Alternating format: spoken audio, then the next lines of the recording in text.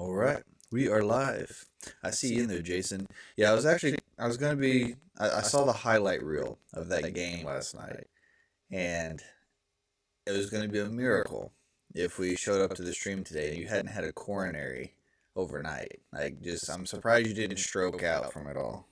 Just from the highlight reel. I didn't even watch the actual game in its fullest. Just the highlight reel, and even the highlight reel is just man. Because even at the end of it, before they made the final comeback, I was sitting there thinking, man, he's gonna be so upset they didn't make it, and then just still pull it off.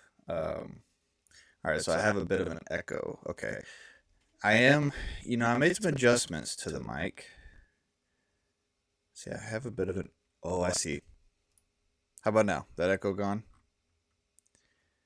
Dumb computer. Is the echo gone? I want to make sure it's. I think I fixed it. So I'm still working on getting the new laptop dialed in. It takes time, different streams. I go back, listen to it. How does it go? Okay, I hear this, see that. Let's go make some adjustments, see how it goes next stream, yada yada yada. And the last couple of I've been really. Why is my mic freaking out like it is? Well, finally figured out. I looked on the back settings back here, and my lovely children decided they were gonna play stream, I guess, one day. And I knew that they adjusted my dials, right? So I almost always have to tune those back in because they're rarely where I leave them. What I didn't know is they figured out their switches on the back.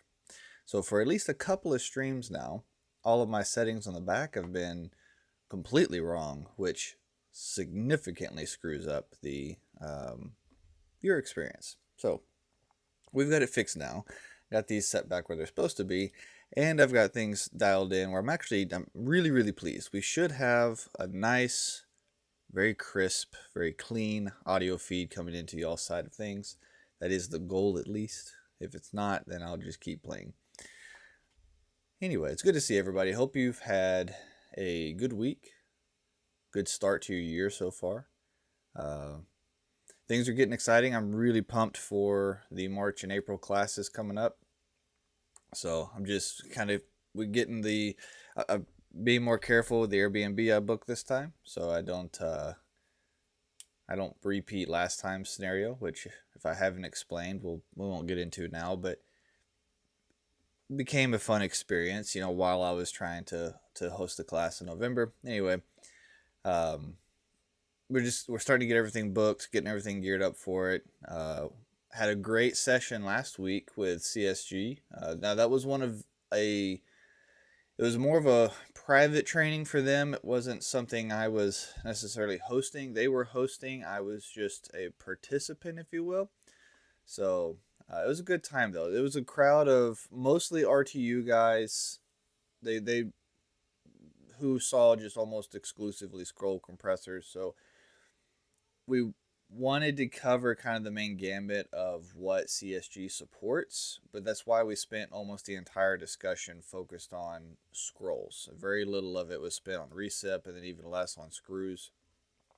So anyway, it was a great time, great class. Always fun to go see those guys. I'm not a huge fan of Houston as a whole. It's just me, but I always have a fun time going and hanging out with the guys at Compressor Solutions. So if you ever do need, legitimately, and I say this in a very serious way, if you do need compressor support, if you need parts, things of that nature, especially if you're having a hard time getting the supply house to either work with you or get you the right stuff.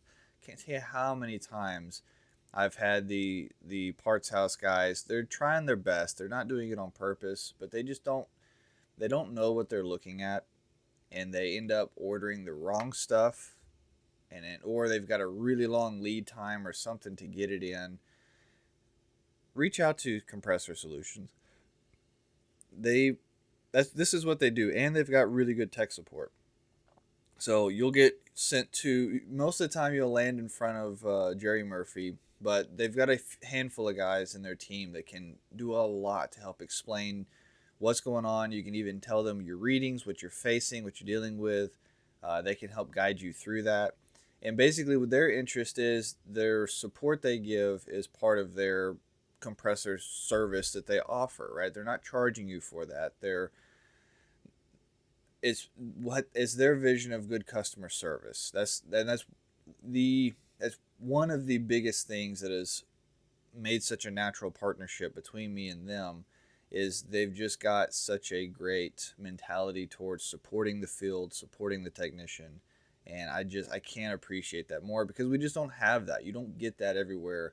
And there's a lot of companies, they just buy my stuff but don't ask me anything else. Like, that is kind of their mentality. That's basically how the manufacturers operate many times. And so I am very thankful that they're still putting the effort in after all these years.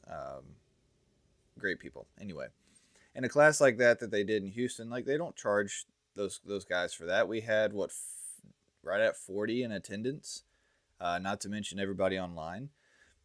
There's no charge for that. They fed everybody. Like, they've got a great heart. I appreciate you guys. I'm not a Houston guy either. Drive it like you stole it. Facts. Absolute facts. Okay, we do have a question that came up yesterday, actually, and I do need to actually clarify something. I said I was going to cover it today in the streams. We're actually just going to kick off with this, and this can be kind of our fun factoid for the week, I guess. But I do want to go back over this, and I need to correct myself, because I'll explain. All right, so got a question. It's something I've always seen, but nobody says anything about the setting. When you Google it, all you get is a failed part description. On our chiller, you can choose if you want it to be a shorted SCR or an open SCR.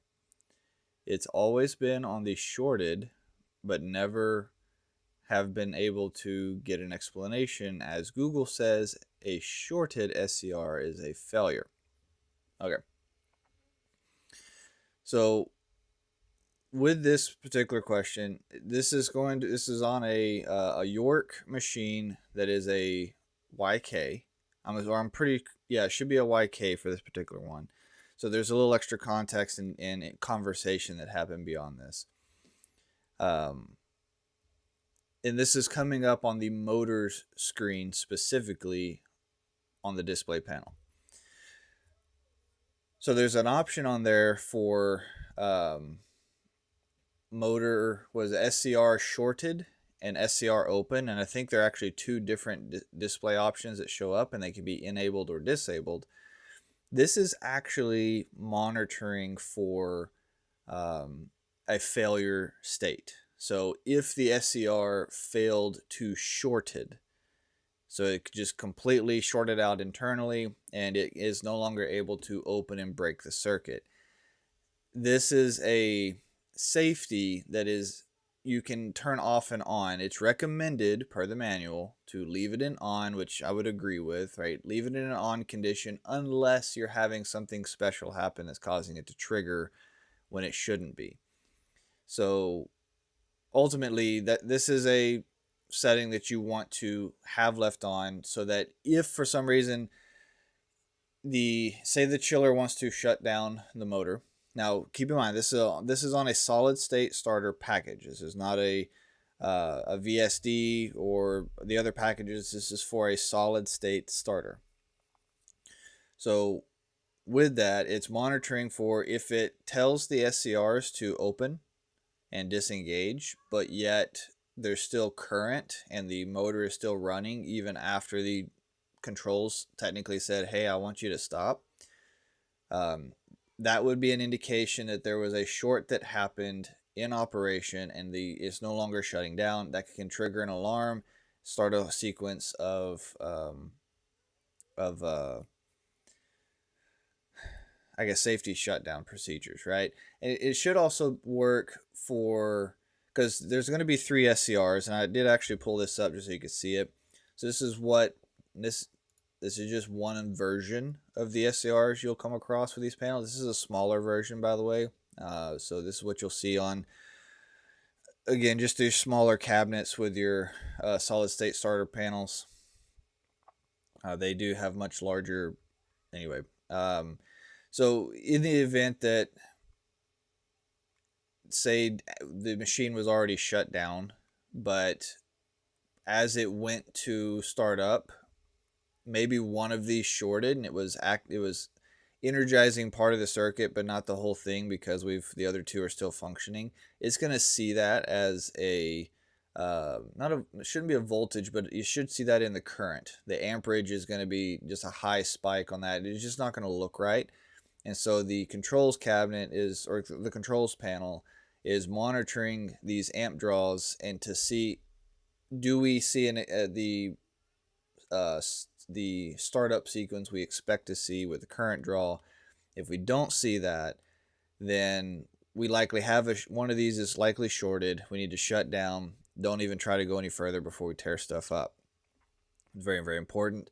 So that's what that being enabled is monitoring for. So it's on the motor tab of a OptiView panel if it has a solid state starter in it, and it shows the shorted or SCR shorted enabled. That is what it's monitoring for, is one of these has failed, and it's going to lock out on an alarm. Same thing on the open side, right? So the open setting, if it is enabled, so it's monitoring for if the SCR is in an open state, then if it tries to engage, it's going to do it almost like a single phase, because only one of the three legs is getting energized in that instance. Or I'm sorry, only two of the three are getting energized. And so if this SCR doesn't engage, these two do. It's going to see that in the current draws. Then it's going to flag, okay, we've got an open SCR, lockout. That's what it's trying to monitor for and try to protect the machine from allowing to have happen. That's the core premise there. Now, in the answer I initially gave was that, that was for a service mode in order to test the SCRs. That's what I was thinking it was, without having looked it up at the time. And there are ways to do that where you can't. So basically what you would do is you would disconnect the line voltage coming into the SCR, and then you would have the controls panel activate the SCR in a override or in a manual mode. That way it can close, and you can take your meter and read across the gates to make sure that it's actually working correctly, and that you can see it activating, right? So there are some panels that can do that as part of a test mode. So my initial answer was wrong, but that's what I was thinking you were looking at the time, and just not remembering. And this is where, there's just so much to remember. We've got to be able to reference back to the manual. And so how I found this very quickly was I pulled up for a YK operations manual. Actually, I pulled up the O2 manual, and I just went to the find feature, or the lookup feature, where you can just type in search, and I searched shorted. That's all I searched. So instead of trying to dig through the whole manual and try to find it, to even discuss this, it's only mentioned once or twice in the entire manual. But just searching the term shorted immediately brought up the shorted SCR enable feature, explained what it was, and so if you were in the field and such, this is where getting to know your manuals can really, really help. Now, granted, you have to have the right manual. That O2 manual is not all that easy to get your hands on, or at least that's been my experience in the past. That may be different today, but if you can get the right literature and look it up. Now, in something I do want to clarify with this too, because you mentioned that you look it up in Google, shorted. So I do want to clarify, we want to be careful with terminology here. Google's not wrong in telling you that a shorted SCR has failed. It's not wrong. But bear in mind that in some cases, the SCR being open or closed can sometimes mean shorted.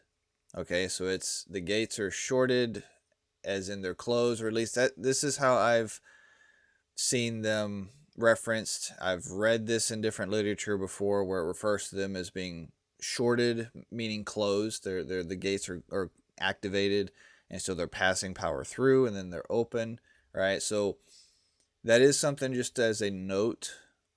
A shorted SCR could be a could be failed, so it doesn't matter which state it's in, whether the gates are activated or not. It's just not, or it's a allowing current to pass through either way, which is a bad thing. Or it could just be referencing that the gates are activated and it closed.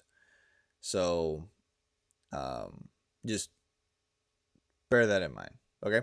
Other than that, that's my clarification. And I don't remember the username, but at minimum, I will send this to you in our chat we had, or a link to this, just so that you have a full detailed explanation, because I did look it up in hindsight just to make sure that I was speaking correctly, because can't remember everything. That's what the books are for.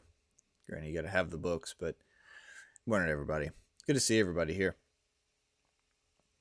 Random, but I've been wanting to ask you if you've seen that the aerospace industry is 3D printing heat exchangers. They are able to make some interesting geometric 3D printing heat exchangers. Yes, I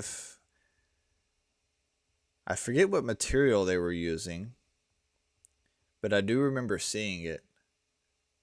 I saw it was some clip or some video of it at some point, but it was a while back now. It wasn't recently. It is interesting though that they're just how much they're doing to experiment with it. I think because a lot of it comes back to just surface area. The more surface area we can create without creating a restriction at the same time, that's the better heat exchange, a more efficient heat exchange we can have, and we can also minimize the amount of refrigerant potentially. So the refrigerant is directly proportional to, or the volume of refrigerant is proportional to flow rate and the amount of BTUs that need to be carried, right? So if we want to run less refrigerant, then we have to increase the flow rate for the same amount of heat load, just because of the how much heat that can reject. But if we, like a microchannel, one of the struggles with microchannels, they have huge surface area, but they don't have, or they're so tight in the channels that they tend to create more of a restriction, right? And then we see this commonly too, where they plug up all the time, and you'll get some oil or debris or something will get into some of the tubes, and it just becomes a blockage. Anyway, it is cool. It is really cool. It's fun to watch that kind of stuff from a distance and see, like, what are they building, what are they developing, and how that plays into what we're doing from a heat exchange, cooling, like refrigeration perspective. It's fun. Hi, brother. How many months enough to learn complete chiller to become a chiller technician? Let's get your question up here.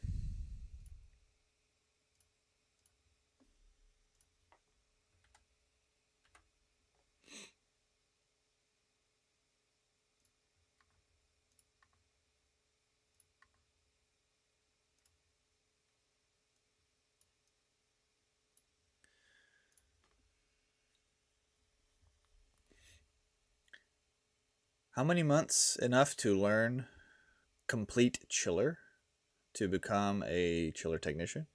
So it really depends on what your starting point is. Okay.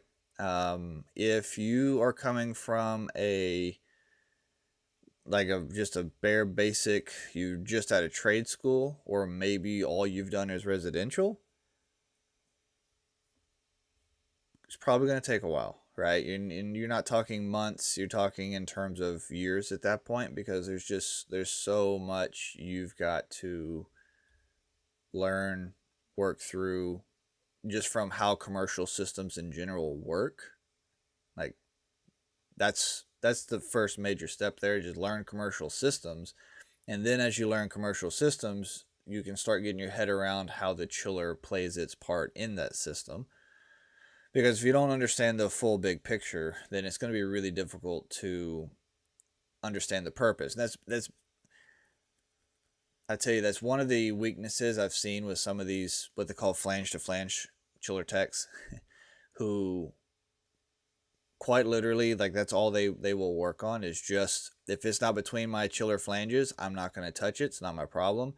That's not really a thing nowadays as much as it used to be, but that that was a thing at one time at minimum. And the weakness I always ran into with those guys is they didn't understand the rest of the system well enough, in my opinion, to necessarily catch or tune the chiller to the best it could be, right? So anyway, just a little bit of a criticism there for not learning the whole commercial system appropriately and just trying to hyperfixate on the chiller side of it specifically. Now,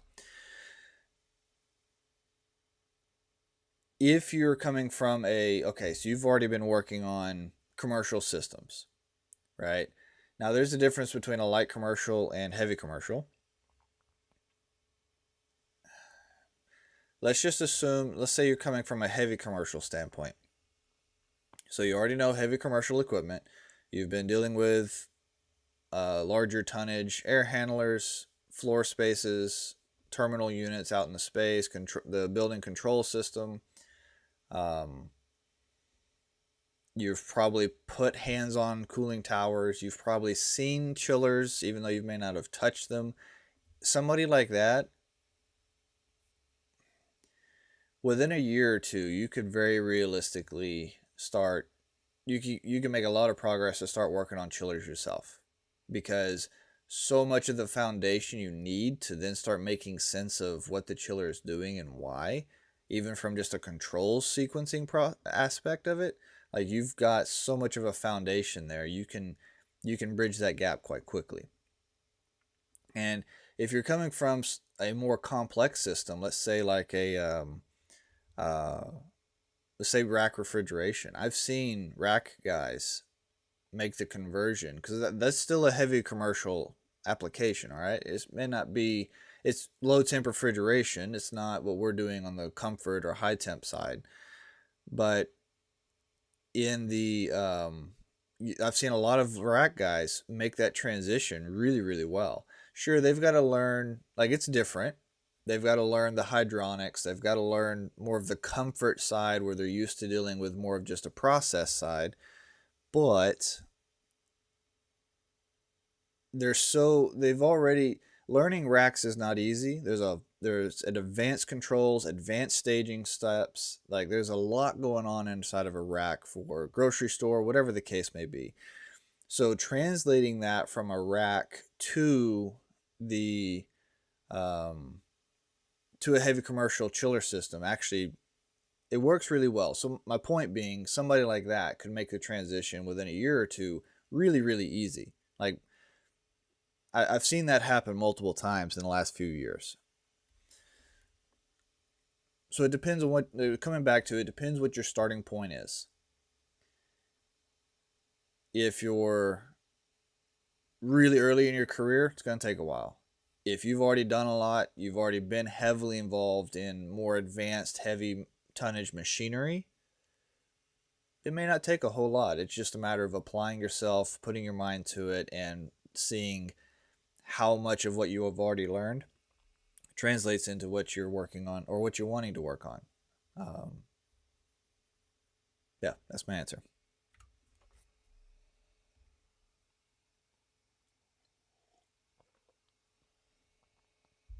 Okay. How you doing, Sterling? Good to see you, bud. What is an E14 alarm? E14. Uh,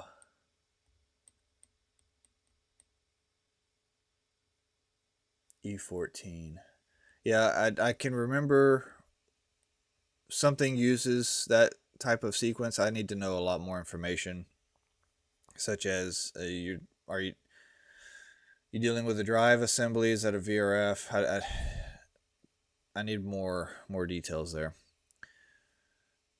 Actually, surprised you would have had an option to ignore it. That's interesting. To ignore. Oh yeah, okay. So you're talking about with the alarm, yeah. So yeah, York does give you the ability to disable the uh the SCR shorted feature, like it's monitoring for that, and there are use cases. While a very small limited list, there are use cases where I could see why they would want that. So yeah, but yes, having a set of, like, you can run a Y delta um, trigger sequence, and you have to disconnect your motor side so that you can just run the starters through their sequence, see how make sure the sequencing is right, make sure everything triggers properly. All of that's the same basic thing. Some drive assemblies will let you do that for, like, say, the SCRs, in order to confirm that they're working.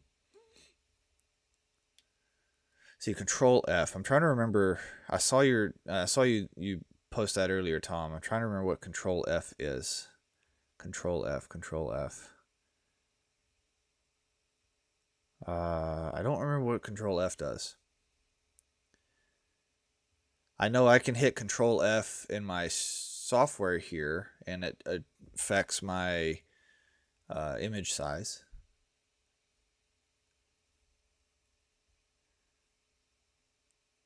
Never stop learning. I think Jason Johnson's wisdom spoke. Yeah.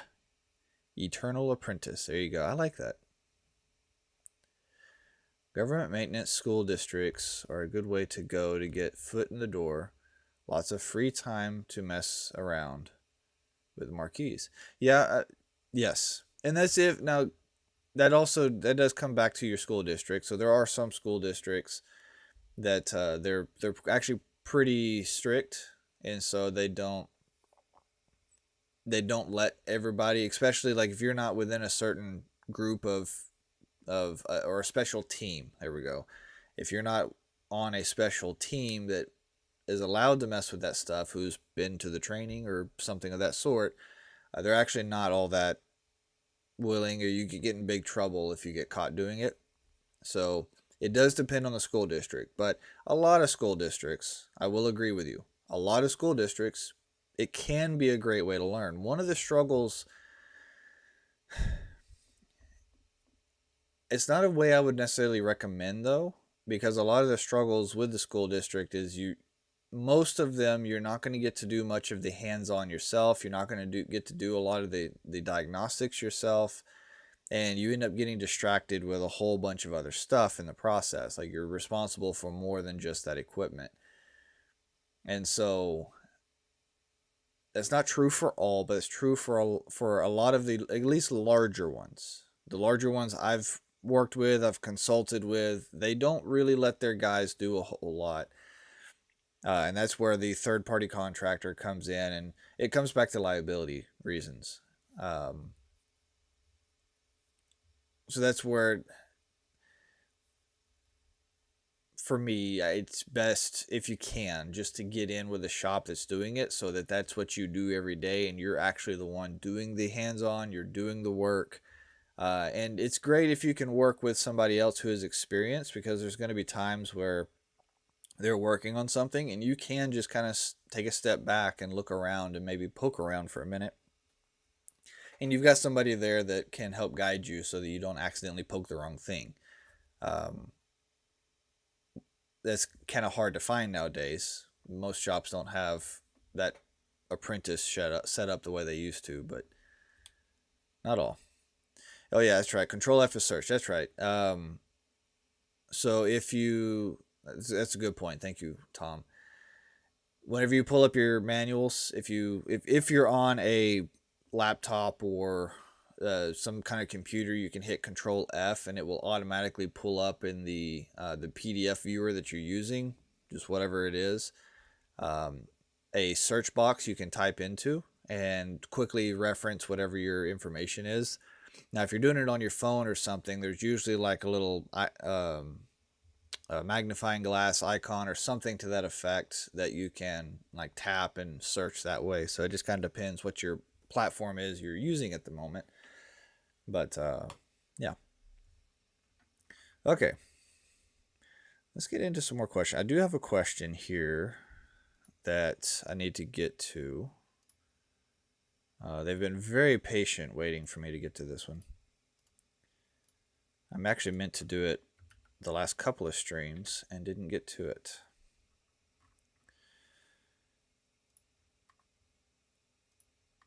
Now, I've only high level read this question, so I'm going to have to read it in detail and we'll work through it together.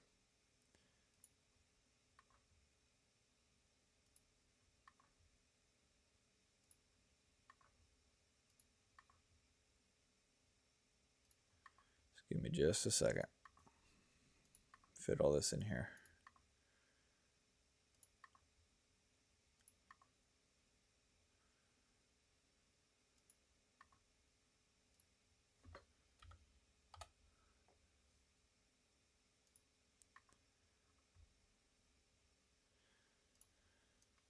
Okay.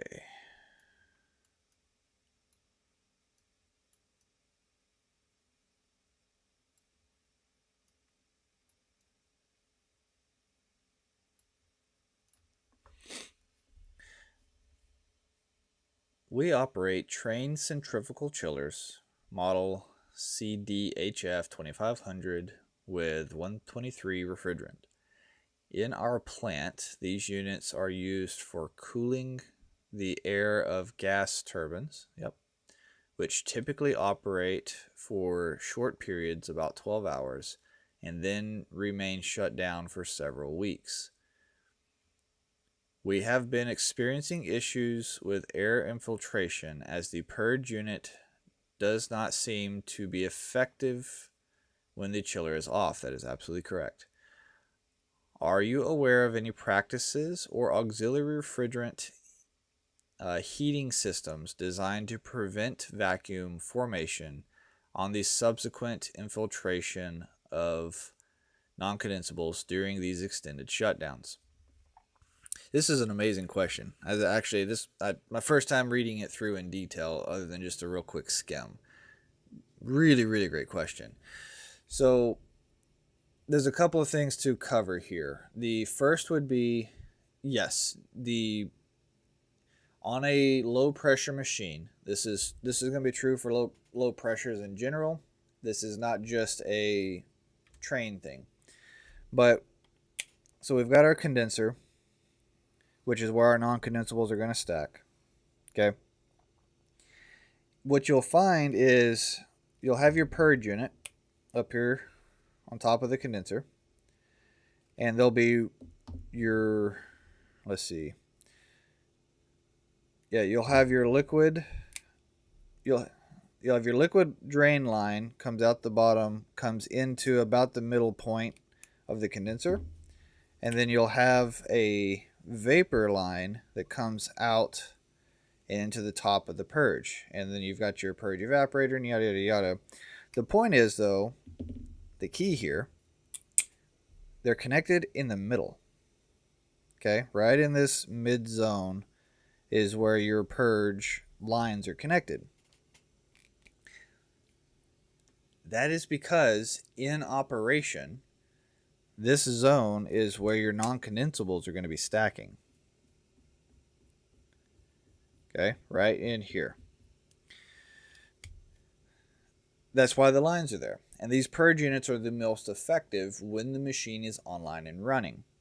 Now, when the machine shuts off in an off state, those non-condensables do move to the top.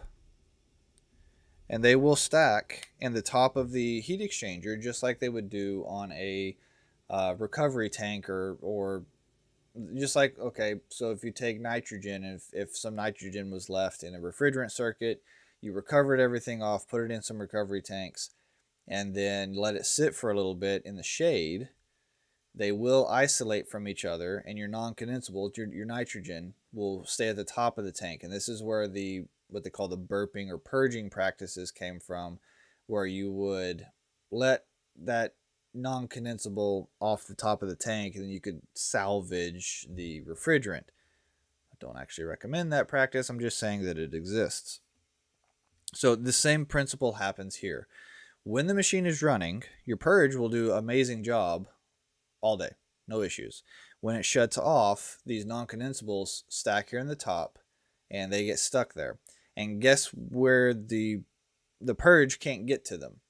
When you get to the point where the purge is constantly able to cycle non-condensables when the machine is off, that's because there's so much non-condensables in there that it's able to work its way down when the chiller is off to where these lines are, which means you've got a lot of non-condensables. So in a situation where you've got a minor issue with non-condensables, this purge will never see them in an off state. It's only going to see them when the chiller is on, because they get stuck here. They're not going to move on anywhere else in the system, because from here the refrigerant condenses down into a liquid, drains out metering devices, evaporator, yada yada.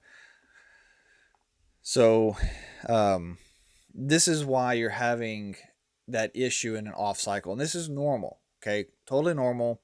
This is also why, like, there are certain regions where these machines go through winter shutdowns and they're off for a couple of months. And part of the maintenance process each winter or each spring, there we go.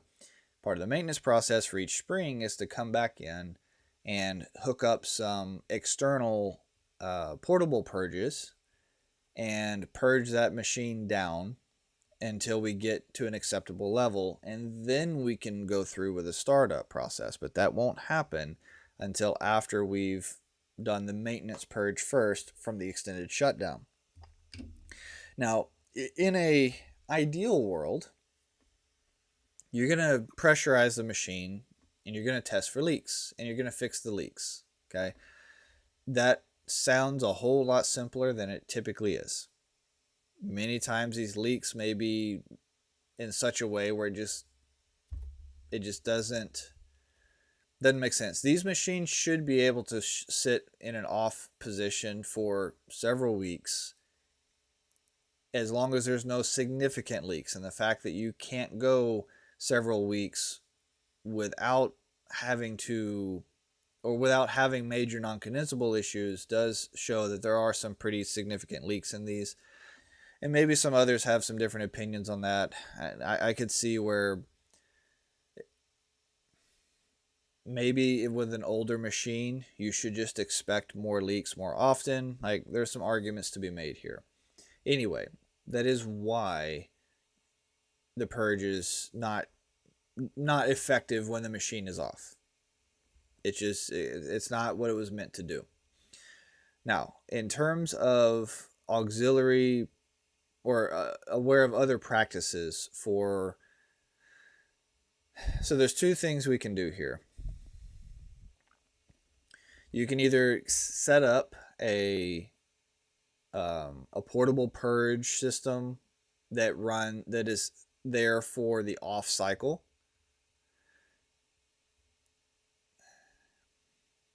Because you don't want to reroute the current one. So this is an important clarification. It is important that these lines on the factory purge stay where they're at. Because if we have them up here on the top, then when the machine is running, you can't access the non-condensables. And you end up inversing the issue where you've got the exact opposite problem. So, because they'll be down here in this section, but you're only pulling off the top, and off the top is just discharge gas. It's the non-condensable concentration you need to hit's in the middle. So something you could do, I don't really know how much I like this option, but you could install a secondary purge system. You can get these aftermarket, you can get a portable purge, whatever the case, and you can have this to where it pulls it pulls everything off the top, right? So it could technically drain back into the same liquid port that the other one uses. I don't think that would be a problem. Or you can just have it. That's actually probably the simplest solution. Have it tap into the other one's liquid port, and then there should be a service port on top of the condenser barrel on each circuit.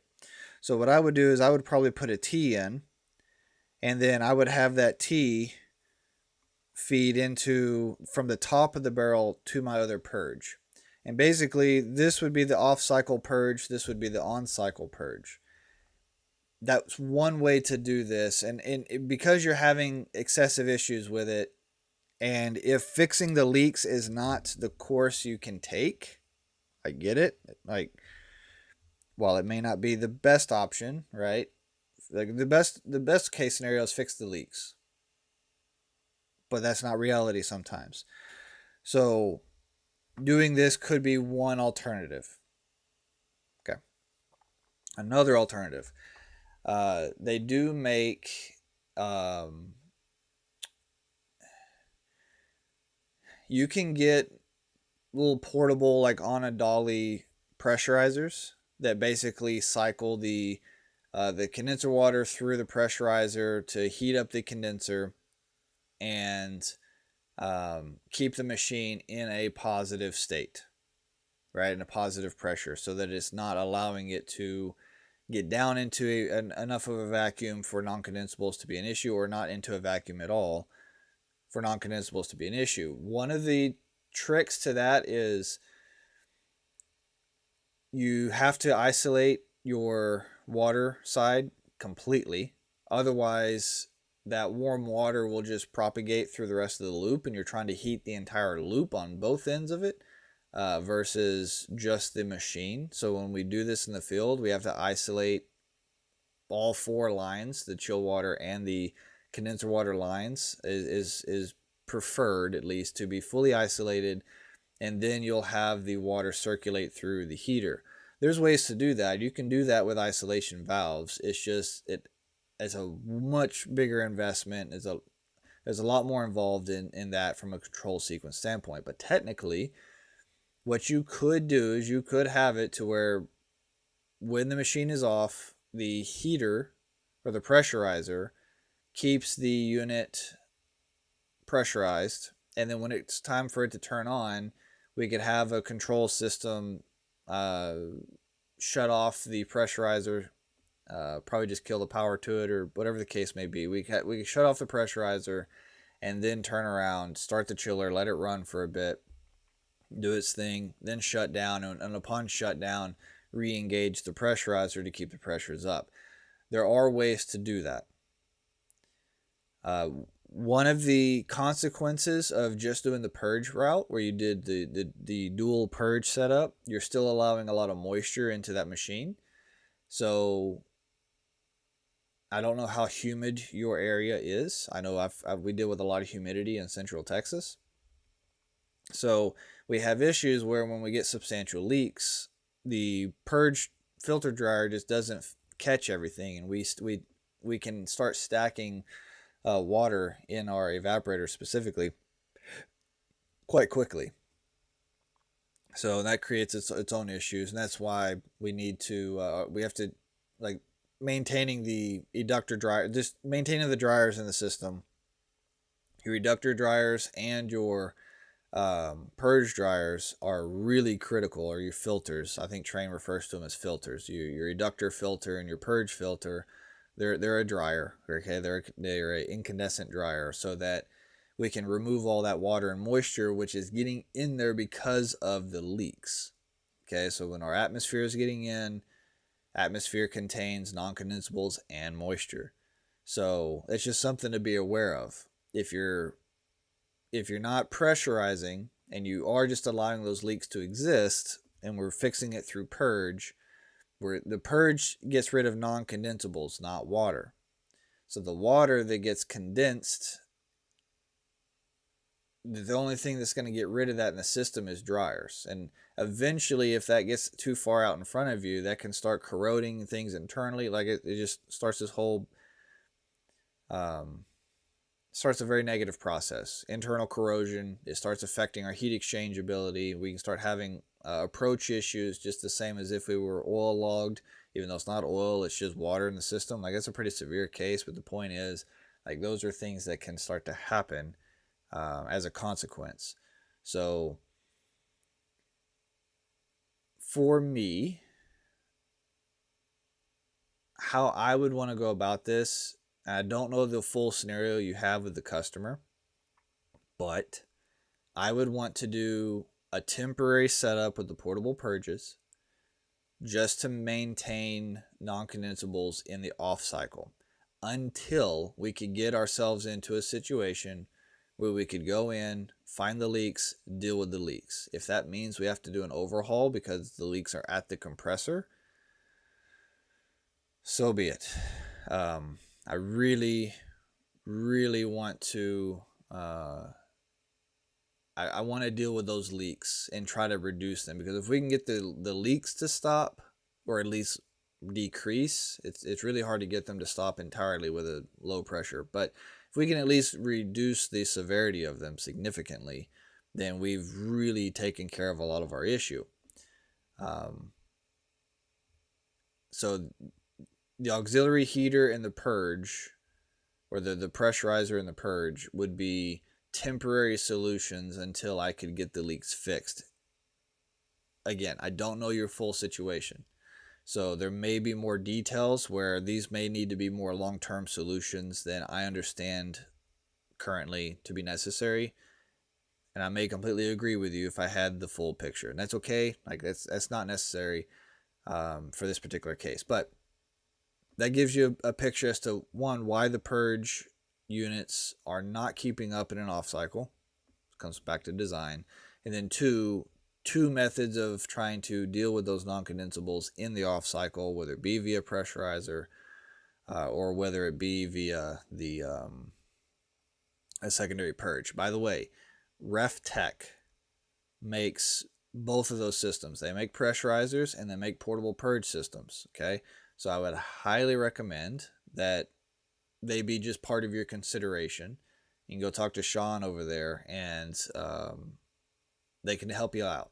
They can also custom design systems. So on the pressurizer front, if you do want something as more of a long-term solution on the pressurizer there, if you go talk to Sean, they can actually design some of those systems to fit a more long-term application. So they sell portable pressurizers for like field service, but they can custom build a pressurizer for you for your plant, your chillers, that's going to be a more long-term use, and they can configure it in a way to where we could have inputs and outputs, or we could have inputs, I should say, from a automation system to activate the pressurizer when it's supposed to, and then shut it back down without having to have somebody manually activate the pressurizer every time. So there's ways to do that just by talking to them and getting some quotes from them to get that set up.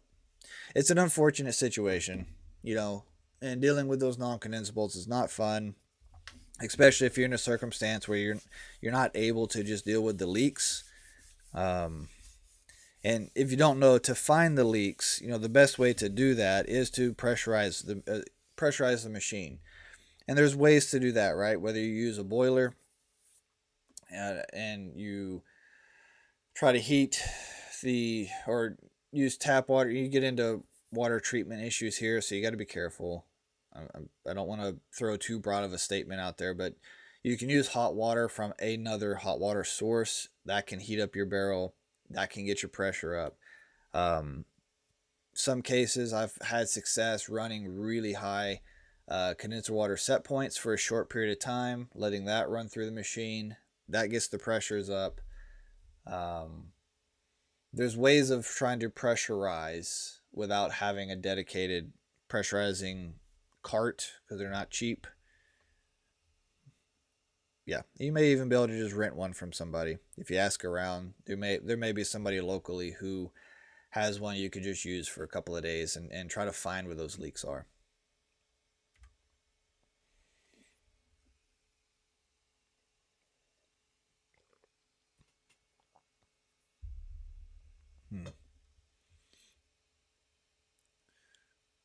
This is a really good question.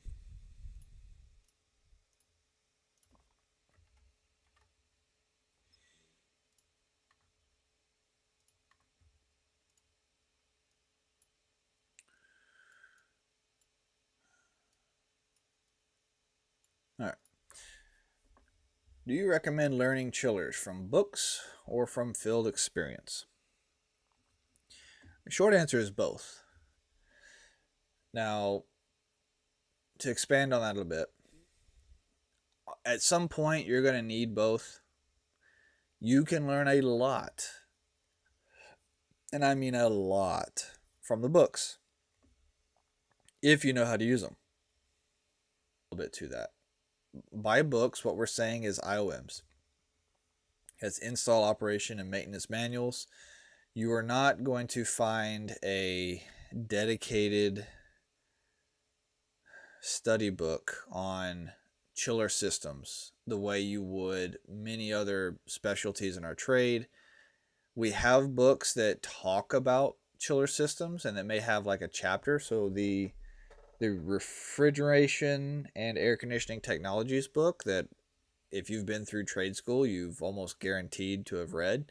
There's chapters or a chapter in there on chiller systems, but it's very brief. It's just more of a high level summary, and it's not sufficient at all. And that's okay. That's not the focus of that book. Okay, that is not the purpose of what that book is meant to be. There are other books that have been written, but they only go so far. Like, they're not teaching you a lot of the intricacies that we need to know. They're only teaching certain aspects, or they're teaching just a really high level of this is how this compressor works, but they're not teaching all the extra things that makes the chiller work as a whole, like the economizers, the different valves, the different types of heat exchangers we're using. Like, we get down this whole spiral of things that aren't being taught. So the best place to this day that I have found to learn that stuff from reading is the IOMs. Now, you've got to be able to get your hands on the IOMs. You've got to know how to use the IOMs. Part of the struggle with IOMs, they're written by technical writers and engineers. Now, I'll admit, I think that many times they try their best to speak technician, but I just don't feel they've really captured that. They write that stuff not in a way that technicians speak and talk and communicate.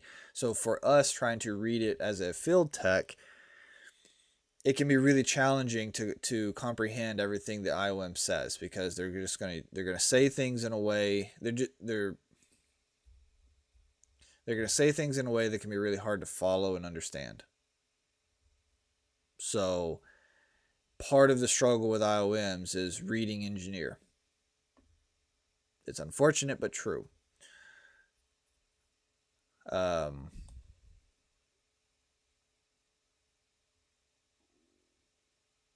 Let's see. It doesn't remove the fact that you aren't going to need to figure out how to read and understand the manuals.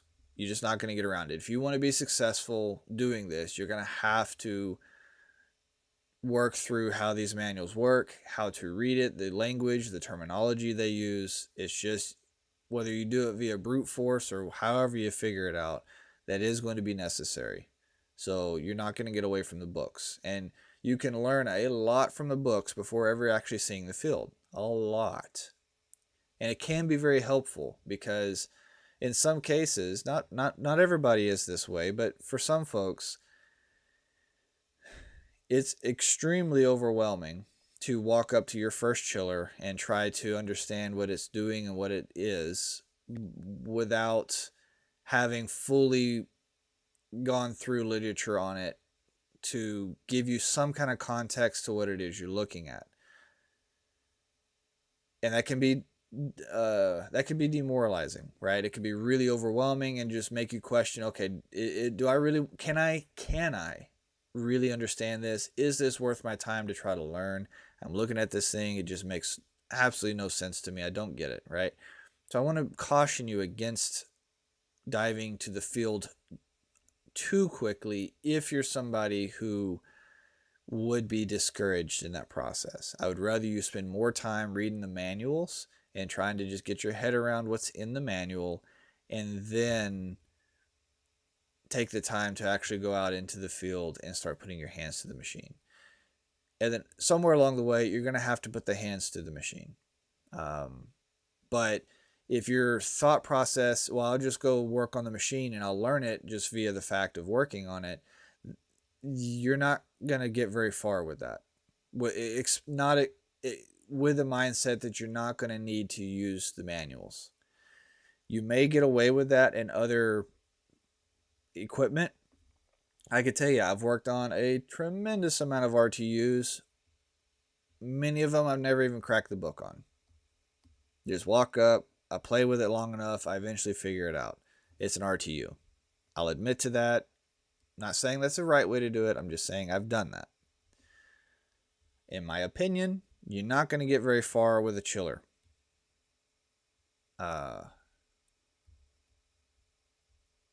Yeah, I highly don't recommend trying to do that same kind of learning process on a chiller system. You really are going to have to tie the hands-on field aspect of what you're learning to the manuals themselves to make sense of what you're seeing, because the issue is we're no longer just dealing with the basic DX, direct expansion, air over evaporator coil and stuff. Like all of that is just the basic foundation of how things work in our industry, even if we've got a more complicated control package on top of that. Chillers, to be as efficient and as effective as they are, take things to just entirely new levels and new heights.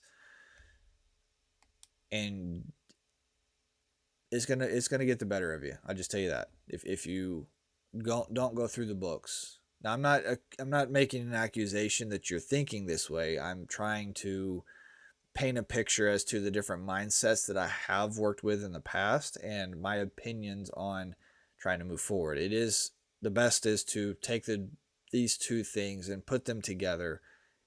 And as you are putting your hands on in the field, start, make sure you're in the books and trying to read about what you're touching, or at bare minimum, before you actually get to touching them, try to learn as much as you can so that when you get to touch them, it makes sense and it clicks much faster.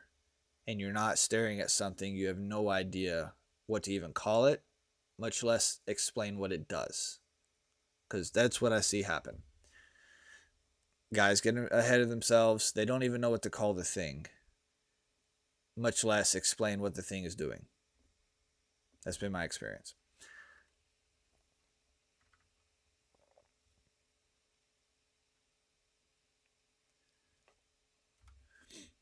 This is one of those fields where both are, yeah, absolutely. Yep. Hello, please tell me about the modern technician literature on refrigeration that is used in the USA. Well, I guess I could use this as an opportunity to plug my course. Hey, I've got a chiller course, by the way. Chiller certification course at chilleracademy.com. You can see the logo right here. So if you just head over there, I've got a free course if you're just curious about chillers and you want to start getting your head around them. And then I have an actual paid course you can go through, and I teach you top to bottom everything. Basically, if you can't get your head around a manual at all, because of just what's in there, and it just none of it makes sense because you're just getting these little snippets of explanations. They're not actually breaking things down for you. I do that in my course. I break down all this stuff in detail, top to bottom, and give you a complete picture of what these things are, how they work, and how the manufacturer is irrelevant. It's about the topic, how the thing works, and then, okay, this is how this manufacturer is using this thing in their bigger system.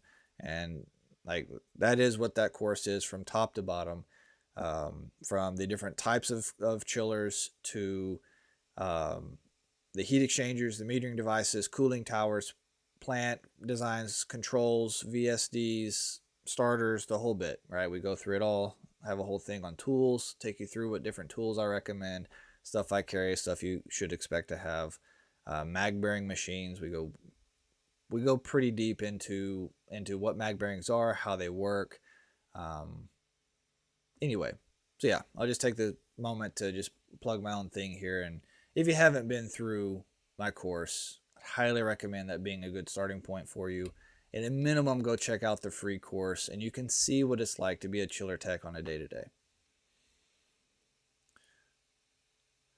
In terms of modern literature,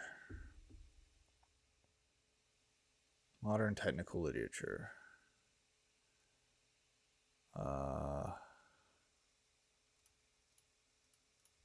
trying to think how to answer that.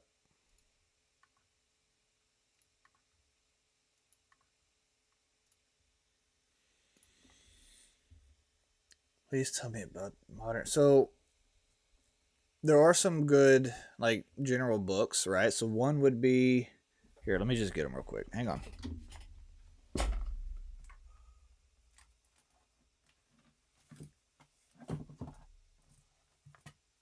Okay.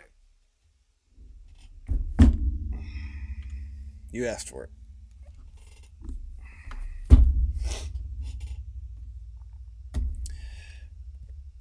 That's more of a refrigeration book. Yeah, if you're into refrigeration, this is actually a pretty good one. This isn't the only one. I think there's one other.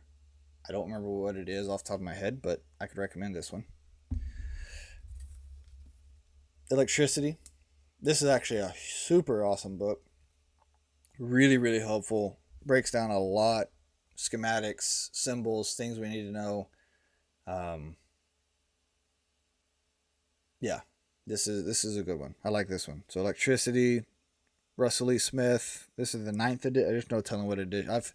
I've had these books 10 years now, so I don't know what the modern or most recent editions are, but this is mine.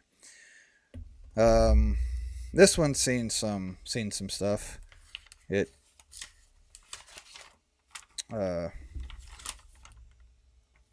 seen better days.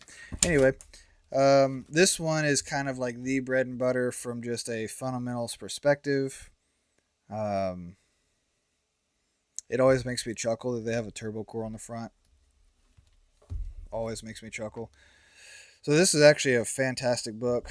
So this is an example of a YK that they have in here, right? So this is in the centrifugal section where they're talking about the different types of compressors in a commercial sense. Let's see, low pressure, high pressure, low pressure, and absorption chillers. So this is one of the chapters they have on chiller systems. This is an example of a carrier with a float chamber. All right, so they're just giving you different examples. This would be a, let's see, screw. Okay, this is a YS or YR. This would be a YR, YS, YS, YR. This would be a YR by York. That is a YCIV specifically. This would be a York compressor based off of its design. Anyway, I could sit here and pick all this apart, but this is a really good book. Highly recommend if you're just trying to learn, if you can get your hands on a book like this. This is Unit 47. This is an incredible starting point to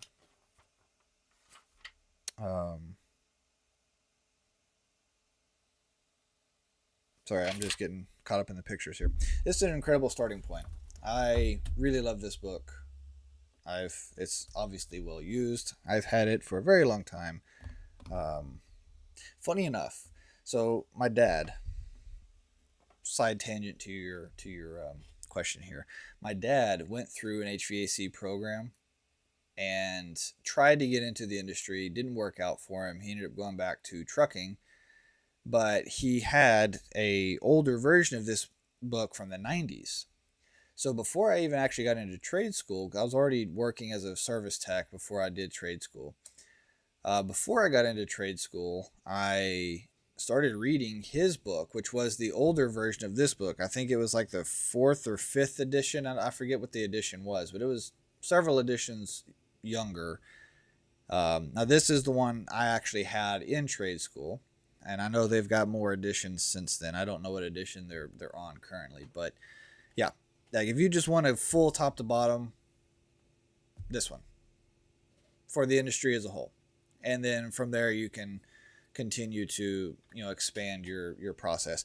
Outside of that, you get into just manuals, right? So outside of these books, you're looking at just hardcore manuals, right? We're getting into the IOMs of each machine, learning what it is, what it means, what it does. Da, da, da, da, da, da.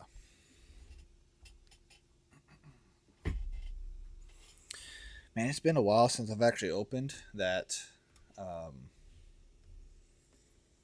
that unit or that chapter on commercial. It makes me want to go I may do that this evening. I may go poke back through there because I forgot they had so many. They just compiled various manufacturer schematics into their book, which is funny.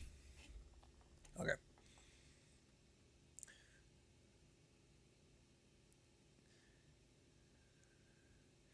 Yeah, Refrigeration Mentor, if you're into refrigeration, is an awesome resource. That's Trevor Matthews, incredible guy. I really love working with him.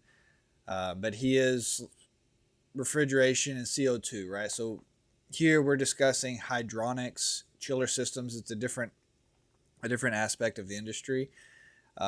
Where Trevor, he is like, we're talking low temp refrigeration, basically that commercial. This is Trevor's world, right? Where like, so if that's what you're into, if that's what you're doing that low temp stuff, like he's your guy. You can talk to him, and he can do a lot to take care of you.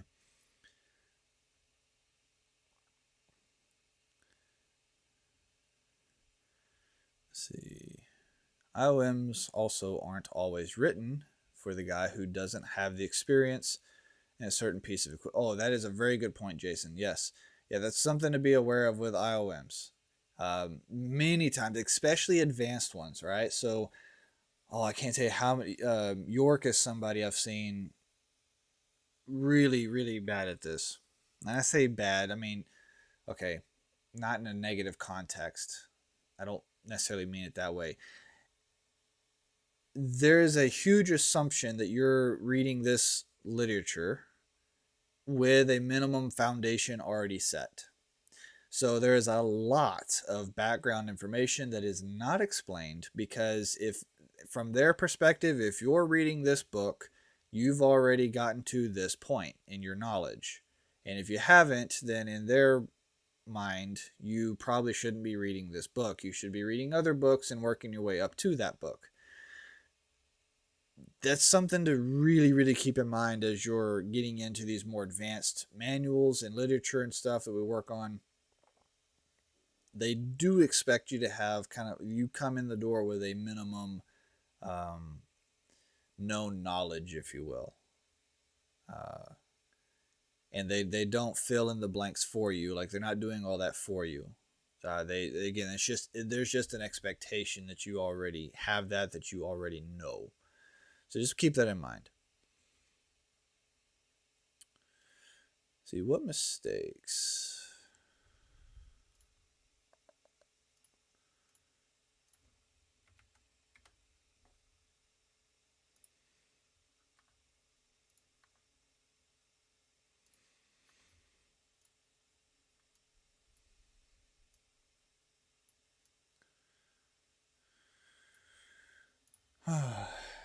So what mistakes do new technicians usually make when working on chillers?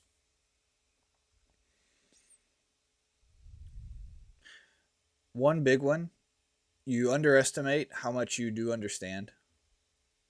If you've got actual experience, so I'm take a standpoint of you've been in the field, you've worked on this stuff, and you're coming into working on chillers. It is so easy to fall into this trap that you're having to relearn most of what you know so that you can understand it from a chiller perspective. That is not true at all. The vast majority of things that you've already learned will translate over to chillers. I'll give an example. You would troubleshoot a low water flow, low GPM scenario. You would expect the same symptoms there that you would expect to have a low airflow scenario on an RTU. Okay? So low water flow and low airflow are going to have very, very similar values and how this circuit is responding, and you would troubleshoot accordingly from there, right? That's a very simple example of you're not having to relearn, okay, I've got to figure out how to troubleshoot low water flow on this refrigerant circuit in this chiller now. No, same principles. The exact same principles apply. So that's one of the big mistakes that I see that really holds a lot of guys back, is not successfully connecting what they've already learned to what they need to learn. Some others would be not understanding the electrical well enough. So chiller systems are highly controls dependent. All right, so they live, breathe, and die off of their control panel. They've been that way forever, I guess, because we take a step back. There's a lot of RTUs, now less of them today than there used to be, but there's a lot of RTUs that they don't really have much of a control system. It's just, especially if you're coming from small tonnage machines, like it's just a thermostat. You can still run an RTU with just a thermostat. That's not true, and hasn't been true, I don't think, for a very long time. We're talking many decades here. For chiller systems, like since the 80s and 90s, they've had a complex electronic control system in them, or at least pneumatic, either pneumatic or electronic. Even the pneumatic systems, like there was a lot of complexity into what that chiller was doing. They were having to control a guide vane just based off of pneumatic pressures. Anyway, I digress. My point being,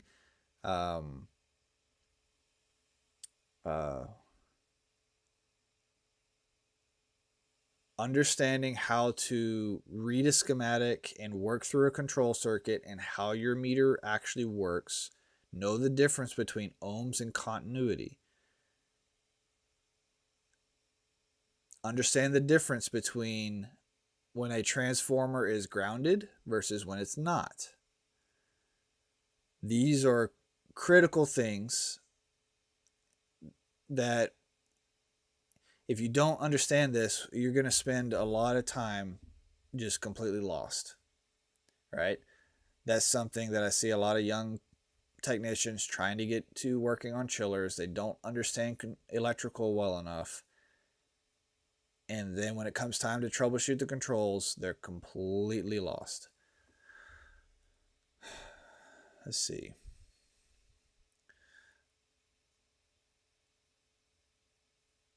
Understanding basic just recovery, charging, and evacuation procedures. We do take things to another level.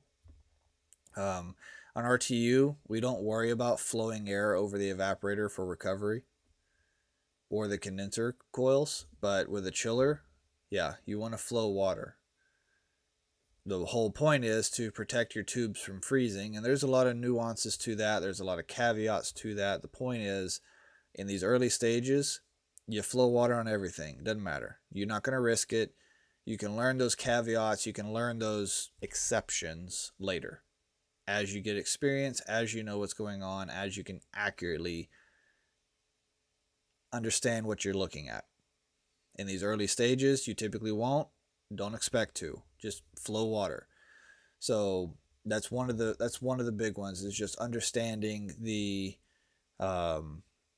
more advanced practices in something basic like recovering and charging, and even just pulling an evacuation.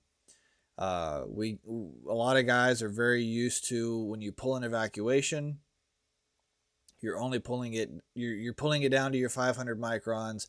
You stop, you let it sit for 20-30 minutes, maybe an hour depending on the technician, and as long as you don't see anything you don't like, cut it loose, keep running. It's not a recommended procedure on especially larger tonnage chillers, including air cooled, right? So once you start hitting that 100 tons and up, the consequences of a bad evacuation are severe with a system of this scale. You can't play with that. So you're talking, 4 hour to 12 hour to 24 hour to 72 hour standing tests, pressure tests, like. But again, somebody's got to be there to explain that to you. You're not going to read, well, actually, you will read that in some literatures. They will tell you, 24 hours is what they want. You want to hold that evacuation for 24 hours and stay below these values, right? But it depends on they don't spell that out in every manual.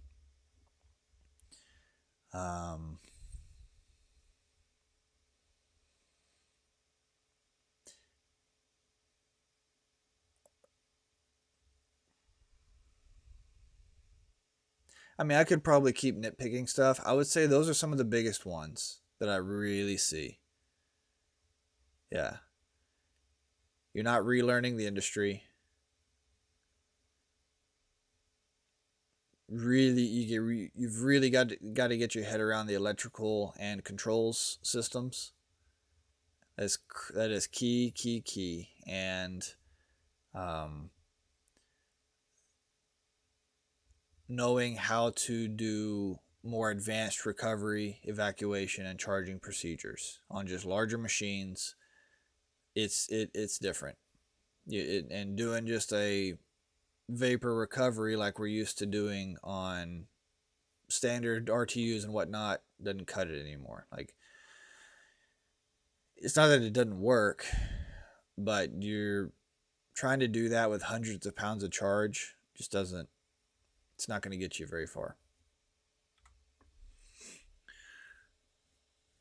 Learning chillers isn't easy until it is. That means having a good base level of knowledge, then learning the specific piece of equipment. Absolutely. I think that is extremely well said, Jason. Yes. Yeah, I'll leave it at that. That's very well said. I got hired by a manufacturer with 8 years of well-rounded experience. I'm 4 years into chillers with unlimited resources and still barely scratching the surface. Exactly. It's just a lot. It really is. It is a freaking lot to get you, to just know, to keep in your head, to understand. Yeah, it's a lot. It's not an easy. Like, this isn't. It's fun. It pays well. There's a whole lot of upsides. It's just not easy. That's just what it boils down to. I haven't learned about chillers working for an OEM, but what I have learned is the nuances of each piece of equipment so that it runs like I know it's supposed to. Yeah. Yep. Hopefully you don't have to learn the touchdown bearing the hard way. Yeah, all of us do eventually, Jason. All of us do eventually. Is high condenser pressure increase screw compressor ampacity? Yes, the short answer to that for the screw compressor, as you're, all right, So let's take a step back. Let's get a little more, I'm going to get a little more technical with this answer.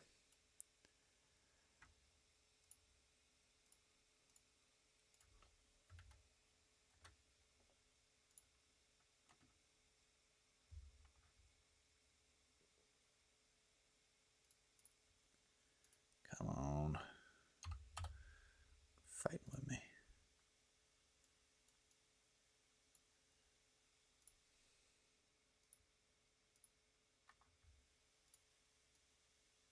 Okay. Is high condenser pressure increase screw compressor ampacity, meaning our amps increase because of high condenser pressure? This has a lot more to do with the compression ratio in general. So let's think of it in that context would be my recommendation. So we have our compressor. Okay, so we said it's a screw. Doesn't really matter if it's a screw or not, really, but just in our context. So we've got a screw compressor. We've got our motor, yada yada. It spins. We have a suction line. We have our discharge. As the pressure differential, so there's multiple ways of saying this. We could say dP for differential pressure. We could say CR for compression ratio. However it is you want to look at this value, the higher they go, more amps. Because more, let's see, more work has to be done by the motor to turn these to make that pressure increase, because that's what all this comes back to. We have to go from X pressure and achieve Y pressure. It really is as simple as this. It's not. So if we the more there's a difference between these, the more work it is necessary to get from X to Y. That work in terms of an inductive motor is shown in amps. So the more work that is needed, the more amps are being used. The more wattage, the more watts is required to achieve our goal.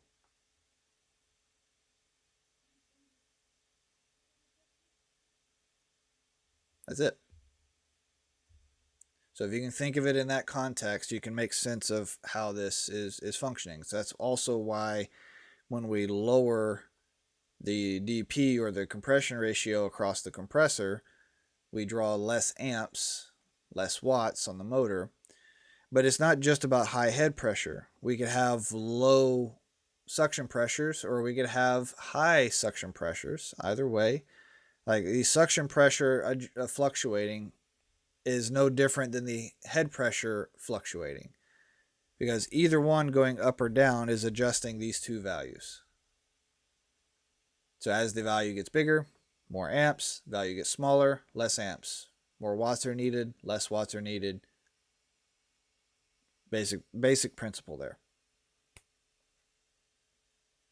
It's a good question, right? Here's just to remind everybody, like, this is why we're here. We're here to discuss these types of questions. We're here to just have those raw, honest. I'm not comfortable or I can't get a straight answer somewhere else. And it doesn't mean I have the answer, but at least you have a place where we can try to talk through it together. That's the point of these Q&A sessions. It's not about having these big, grandiose technical questions and all this stuff. While they're fun,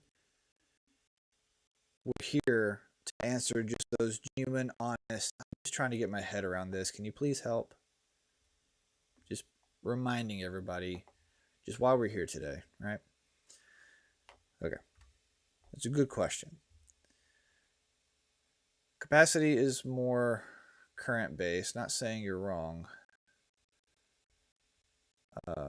But there is a lot that goes into current.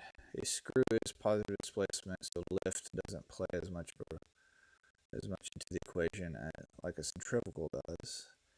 Yeah, I would I mean, you heard my explanation there, Jason. It does have an effect. Not running the pump, yeah. Heat transfer is heat transfer. Yep, that's right. Mr. Sterling, here's a good mistake to avoid. When I first started, I once tried to do a pump down by closing the ball valve on the liquid line. Thank goodness someone stopped me before it was too late.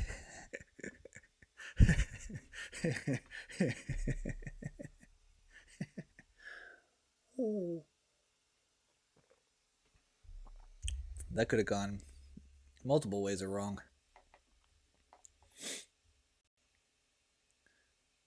Yeah, on a screw compressor, yeah. Low pressure cutout is, yeah.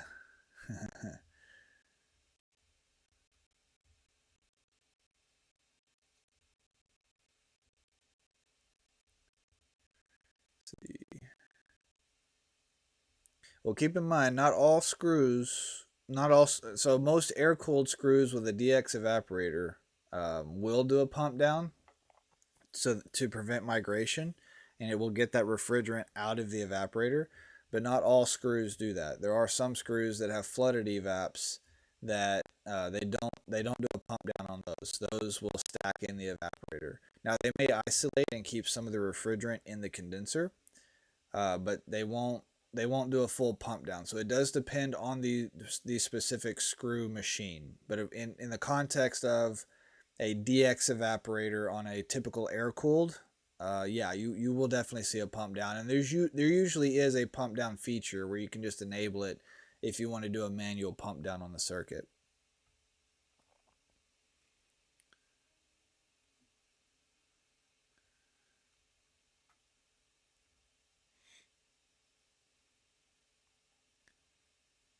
Seeing would probably be going to pretty much. What are the causes of low oil pressure and oil pressure failure? Well, that does depend on the on the oil pressure question.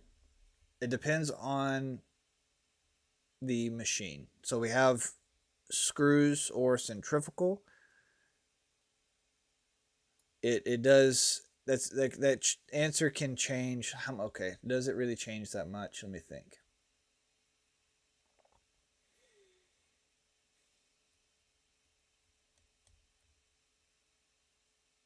Not really. It changes some. It does. There are some variances, but it's not a huge difference. Not enough. We can't bridge the gap.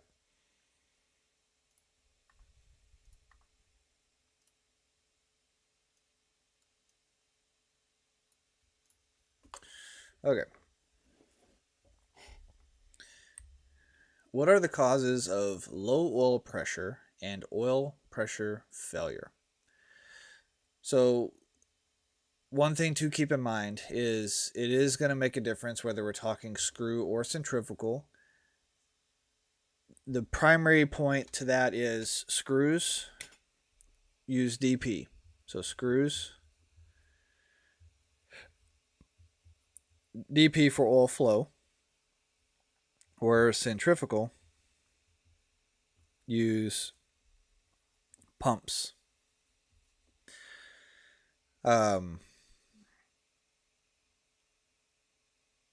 In the context of a screw, for low oil pressure, you're usually either discussing it could be low oil. We'll start off there.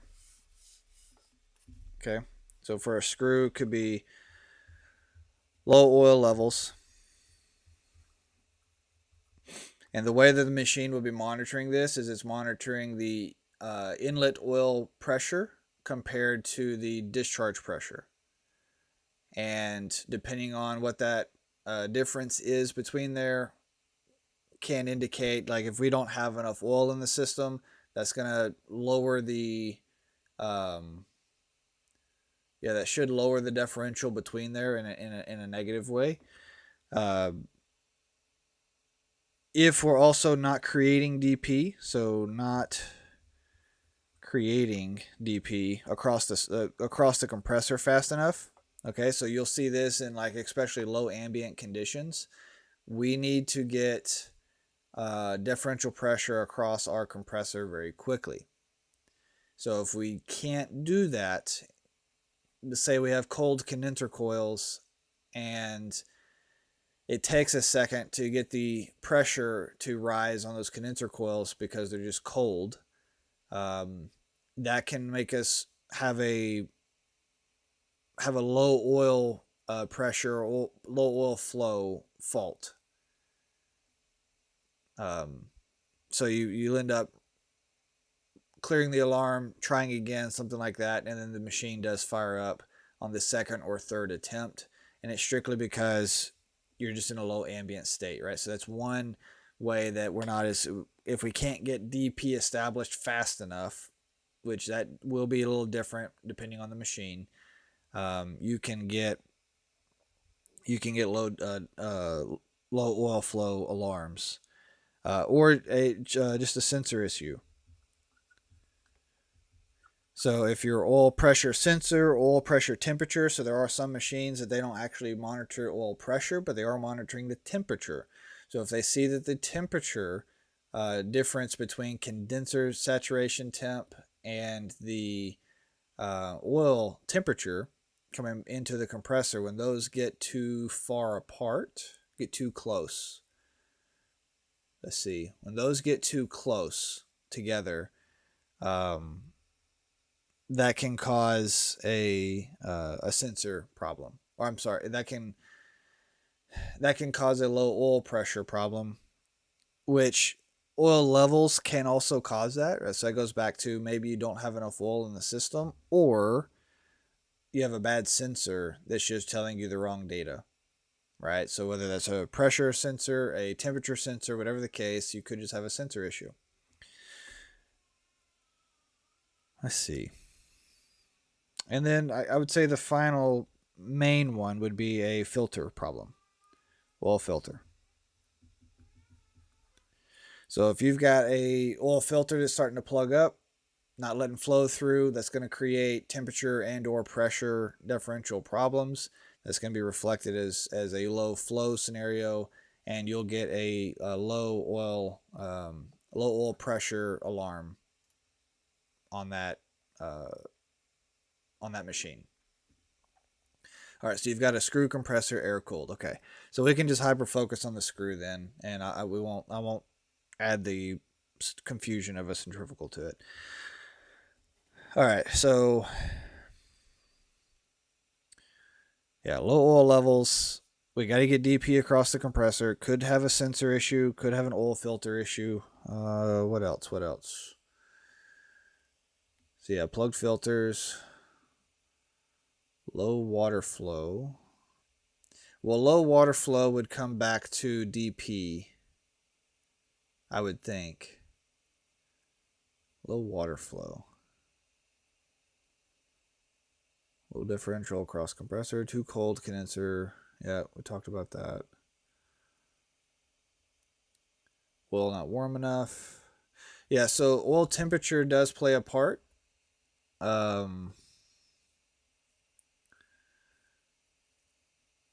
Ooh, okay, I see where y'all are going with the. All right, I'll come back to that. Oil temperature does play a part, right? So that gets back to our viscosity. With most screws, though, okay, so. All right, this is a good point because we should have an oil heater keeping the oil up to temp. So, oil temp. This isn't true on all machines, but a lot of machines. Oh, this would be oil temp low. I'll say it that way. On a lot of machines, there are oil heaters. It is important because that the oil be up to operating temperature, because if the oil does get too cold, then it won't flow smoothly, because basically it's thicker. So the colder the oil gets, the thicker it gets, the less it wants to flow. That's going to create excessive differential pressures sometimes across the oil filter, as an example. So we may see a low oil flow just because we have cold oil and our oil heater. Some cases, may look like a crankcase heater. The oil heater is not functioning properly, keeping our temperature up when the compressor is off. So that is a way that could happen, but that's you're going to see that at startup. Once the machine turns on and starts running for a couple of minutes, it's not going to take long for that oil temperature to come up to temp. So if you're getting this alarm during operation, then you're probably not it's probably not an oil temperature issue. Probably not. Now you could have a migration issue, which kind of plays into low oil levels. Okay, so I won't add slash mic. I'll say over here migration. This is going to be mainly the problem with, say, like if you have a flooded or a falling film evaporator. So if it was a regular DX evaporator on your screw air cooled, then while you can migrate, it's usually not going to migrate enough to cause an alarm in operation. You would have other alarms like suction pressure limiting. You'd have other stuff popping up before you had low oil pressure alarms with like a DX evap in operation. But if you have a flooded or a falling film evaporator, then you could have a migration issue. It gets back to your eductor oil recovery circuit. So basically, too much of your oil is stacking in the evaporator. And if you haven't started going into like low suction pressure, suction limiting, you could actually get to a point where you start having low oil flow alarms due to the oil being stuck in the evaporator, not getting back to your oil reservoir. So that could be one. Low load scenarios. Low load does kind of get back to migration to a degree. It also plays into low loads. We're trying to unload the machine very heavily, and we get into our DP scenario where we don't have a whole lot of differential pressure across the compressor, and that lower differential can lead to oil flow issues or oil flow alarms. Especially, let's say you've got a oil filter that's kind of plugging up but hadn't fully plugged up yet, and then you turn around and start pushing into a low load state. That could affect the reading just enough where you push over the alarm condition just because the oil filter is close to needing change, but maybe technically hadn't hit it when the machine is loaded. Just little things like that can kind of pop up due to, say, a low load scenario like what the guys are talking about in the chat here.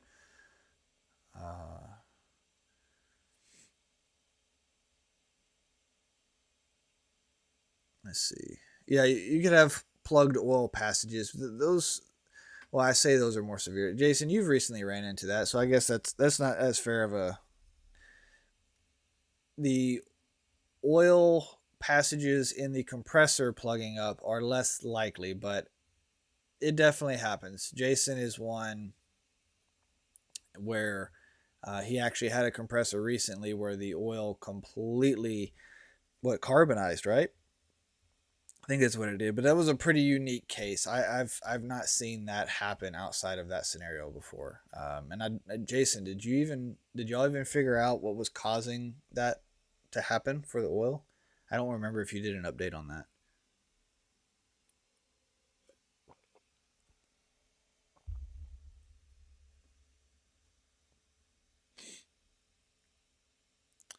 Let's see. I've had bad transducers cause oil DP. Yep. Some falling film evaps have liquid level sensor.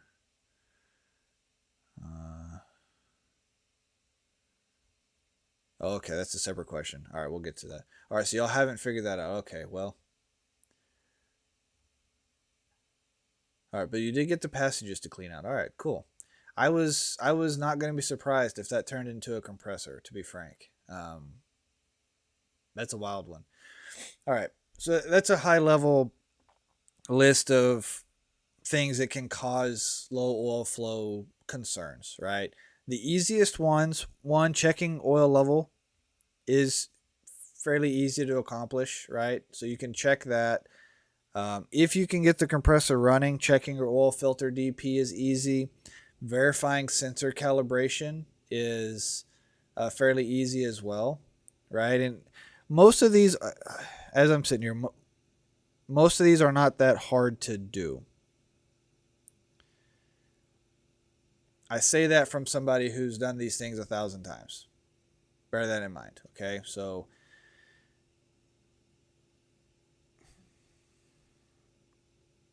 if you can get the compressor running, the ones that you have to do the least amount to figure out would probably be these, and it comes back to,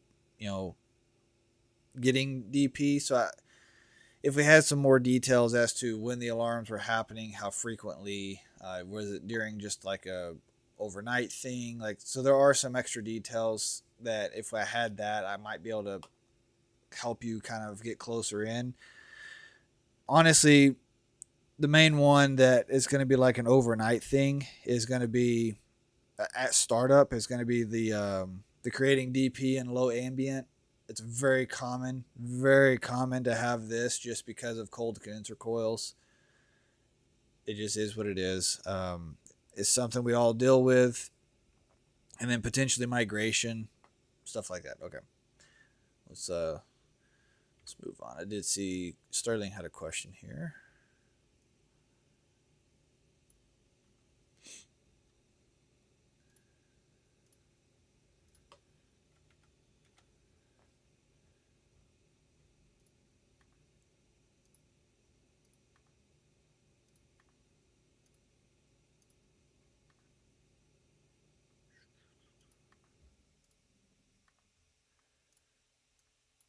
Okay.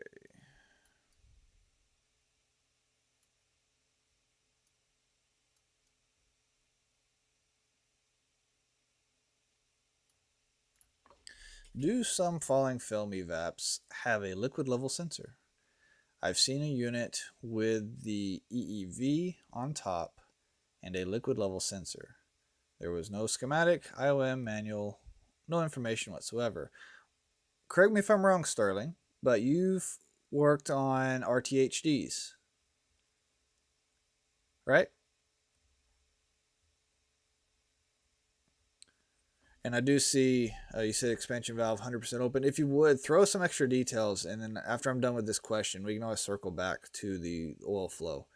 So just as much information as you can give us as to what's happening, the more I can help kind of provide the guidance there. So yeah, Sterling, okay, well, RTHD is a prime example of this. RTHDs have a falling film evaporator. Worked is a big word. Okay, all right. So you've at least seen RTHDs. How about that? Maybe you've not worked on them, but you've seen them. I'm pretty sure we've discussed them a few different times over the last year or so. Um, RTHDs have a falling film evaporator and a liquid level sensor. Right. That's just one example. So yes, absolutely. There are plenty of falling film evaporators that use liquid level sensor control. Another example would be a RTAC. An RTAC has a falling film evaporator with a liquid level sensor. They're technically more of a hybrid because they run a little bit higher liquid levels, but the point is they're technically a falling film. The metering device on the RTAC feeds into the top of the evaporator, and then there's a liquid level sensor controlling the evaporator level from there. So it's a pretty common method of controlling them. I mean, you can still do it based off of superheat, but what I see in a lot of those scenarios, especially if they're like if it's a more efficient machine, like it's supposed to be a more efficient package, they'll use less superheat and more level control. Because the whole point to level control is keeping the liquid refrigerant in the ideal location. so that we have the optimum heat exchange no matter what's going on. And that's the issue with superheat. Is the superheat is so dependent upon the quality of heat exchange that in some cases, like if we have high, especially if somebody raised the superheat set point, well, that could really push the liquid levels down some and cut way into the system's efficiencies. So by using liquid level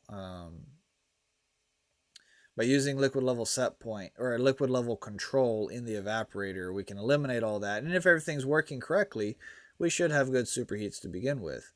But at least they can do a better job making that evaporator more efficient that way, is my opinion. Anyway, did I miss anything? I've seen topical. Yeah, in terms of no manual, I mean, it's just part of the ridiculousness we're getting into with the modern industry. It feels like we're getting less and less manuals as time goes on. And even the manuals we do get has less in them. Like it's been a pretty vicious cycle. I've talked about it ad nauseum many times. I remember now, but I thought it was a hybrid type. I guess that one was too. Yeah, so the RTHD has a true, what I would consider a true falling film. Now I may have reference, and here's part of the things here. Sometimes I will reference something like let me back up. I may have called a RTHD a hybrid style at one time. I've learned more. I've evolved. I am actively always trying to research and do better at understanding the equipment. This is a continuous thing for me. What that does lead to is sometimes the way I explained something 6 months ago may change to today. And all I can do is ask for forgiveness for it. Because as I've improved my understanding of different equipment, I've learned that I need to adjust some of my definitions. RTHD being an example of that, like the difference between a hybrid and a true falling film comes back to it's a nuanced thing on how much liquid is actually being held in the bottom. There are some what you can consider true falling film evaporators that just hold just a little bit. We're just talking a few inches, which in RTHD, that is true. You're just talking a few inches of liquid right at the bottom of the evaporator. And there may or may not, I don't remember if there's actually tubes that go through that liquid refrigerant or not. It wouldn't surprise me if there are. Whereas, today, based off my understanding with time, I would consider an RTHD just a falling film. And that may be a slightly different definition than what I've used in the past. Now, on the on a hybrid falling film, those run a much higher. So in some cases, we may be talking a foot or two or more of liquid refrigerant standing in a hybrid falling film, but we're not talking half of the barrel or a third of the barrel is liquid refrigerant. We're just talking that a significant portion of the bottom with tubes that are purposefully submerged is liquid refrigerant. And it's a slightly different way of doing the same basic thing. And we start getting way off into just some very nuance in the difference here. Like we're basically splitting the hairs. Would be a way to say that. We're splitting hairs. So, and I'm the world's worst at splitting hairs. I will acknowledge that now. Like I will die on some of my points sometimes just because I just get super specific with my technical sometimes when I just get in certain moods. Uh, anyway, yeah, I appreciate that, bud. I'm just you're not as much as you think. So I know you're hard on yourself. Most of us are, but not as much as you think. So, man. All right, so let's go back to the oil. So we got on the low oil, we have expansion valves 100%. Okay, and then too much liquid back to the compressor, so we're flooding the compressor. Oh, so that would okay. Um, all right, so we're flooding the compressor. Yeah. So at that point, you're seeing low oil pressure because of flooding.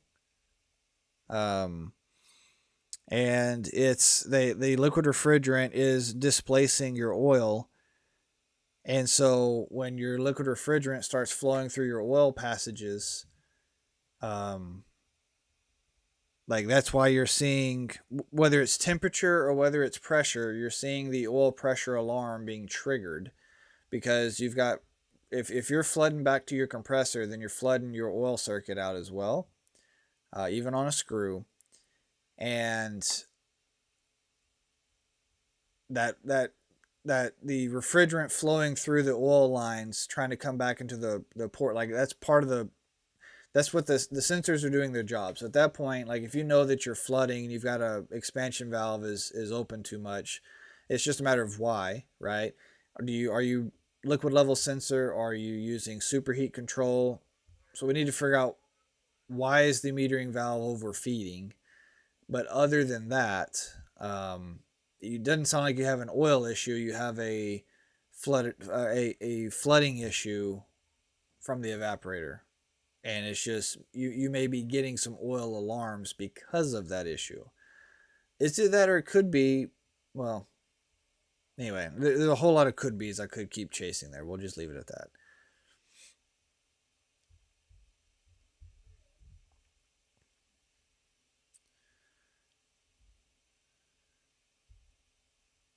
Yeah, two EXVs. The whole point of having multiple EXV heads in the same, it's just a split tonnage, right? So if we need a 300-ton EXV, we could take 250-ton heads, combine them into the same block essentially, and then we've got a 300-ton valve now without having to have, like, you could just imagine it. Here, hang on. This right here is a, let's see, this is a 100-ton head right here. Okay, this came out of a 100-ton valve. So imagine this, but at 300 tons. Okay, I'm not a small fella. Okay, I'm 6'5". I've got fairly large hands. This valve takes up my hand. It's only 100 tons. And just imagine it's 3 times this. Right? So that's the whole benefit to going with a split valve design like that, or a split head, whether it's in the same block or even on the circuits where you've got 2 metering devices feeding the same evaporator, but they tee off into the metering valve, out the other side of the valves, and then tee back into each other into the same circuit, right? Even though it's just the same basic concept. We want more precise control with a cheaper, smaller valve. Um, yeah, cheaper, smaller valve, more precise control. They're smaller. It's what it boils down to.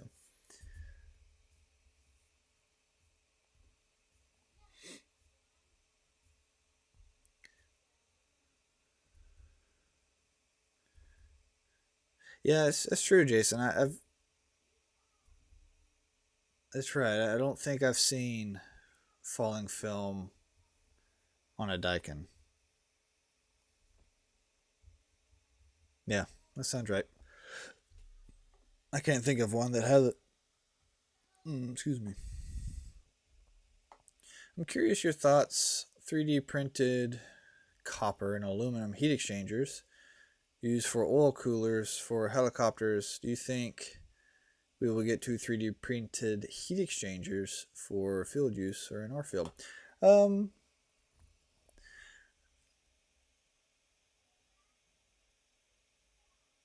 Potentially, I think so. Uh,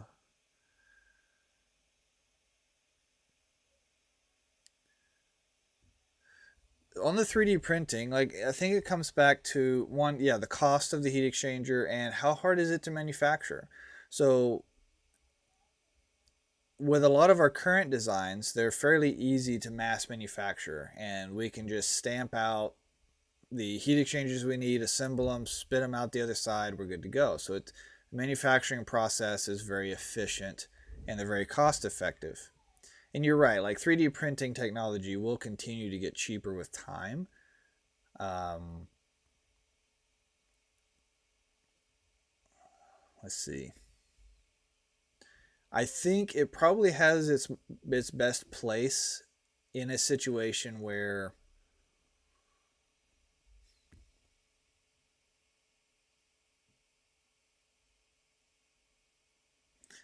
we need to make specific designs that just can't easily be manufactured through standard, like just stamp it out or mold it means, right? That's what I could definitely see, and I could see with a helicopter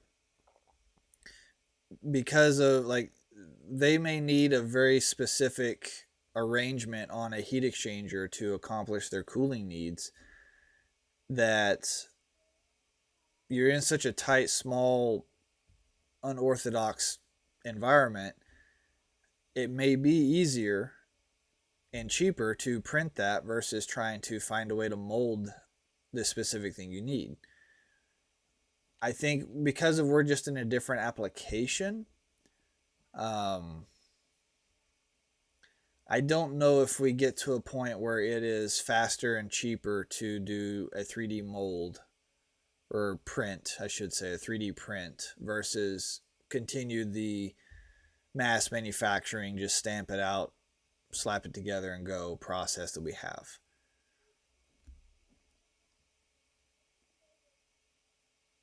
To add to that, the structural integrity of 3D prints is still much lower than what a lot of, like, say, rolled steel, for example, or round copper tubes, things of that nature. 3D printing from a structural standpoint isn't as sound as just those machined metals are when they're either cast or otherwise. So I think that's part of the challenge that 3D printing has is how do they get the structural integrity up enough to survive the elements that we're going to try to put it through long term compared to what we currently have. Yeah, I don't know, just some high level thoughts. I don't know. Can't speak about others, but we have two modes on our EXVs: superheat control and pressure control. Pressure control is specifically for maintaining evap pressure. The EXV can open to. That's true. I forget y'all do that pressure control stuff.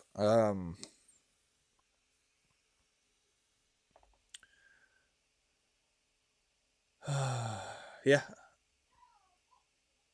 I don't like the pressure control ways of doing things. It's a very old school method. Back like it really takes us back to the mechanical days of just having mechanical valves that are pressure activated. I guess that's basically what that takes us back to. Um, there's a whole lot more going on to a circuit than just specific pressure control. And I don't know. I struggle with why would we use pressure control if we have superheat available, or the reasons we would want to use pressure control. Why not just use a level sensor, right? Anyway, that's not a genuine question. It's just, to me, I'm not a fan of the pressure control like theory and how we do that. Just not a fan. But I do realize, I think in my course, I think I've overlooked the pressure control aspect on EXV control, because almost everything is either superheat controlled or it is level sensor controlled. Not that many machines run off of pressure control, like not very many at all. And so I do need to add some notes in there on using that as a control sequence though. So yeah, I don't even trust press fit. Yeah.